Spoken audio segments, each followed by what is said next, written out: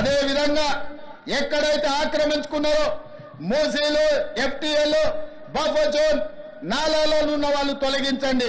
ప్రభుత్వ భూముల్లో లేకపోతే ప్రైవేట్ భూముల్లో అనుమతి లేకుండా కట్టుకున్న వాళ్లకు వాళ్ళని ఏదైనా రెగ్యులరైజ్ చేయడానికి స్కీమ్ ఉంది.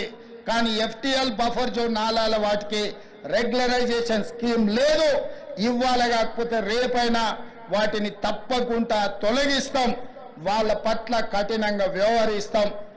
చెరువులు నాలాలు చెరబట్టిన వాళ్లను మోకాళ్ళలో వణుకు పుట్టాలి, వెన్నులో చలి జ్వరము రా. అదే విధంగా ఎక్కడైతే ఆక్రమించుకున్నారో మూసీలు ఎఫ్టీఎల్ బఫర్ జోన్ నాలాలో ఉన్న వాళ్ళు తొలగించండి. ప్రభుత్వ భూముల్లో లేకపోతే ప్రైవేట్ భూముల్లో అనుమతి లేకుండా కట్టుకున్న వాళ్లకు వాళ్ళని ఏదైనా రెగ్యులరైజ్ చేయడానికి స్కీమ్ ఉంది. కానీ ఎఫ్టీఎల్ బఫర్ జోన్ నాలాల వాటికి రెగ్యులరైజేషన్ స్కీమ్ లేదు. ఇవాళ కాకపోతే రేపైనా వాటిని తప్పకుండా తొలగిస్తాం. వాళ్ళ పట్ల కఠినంగా వ్యవహరిస్తాం.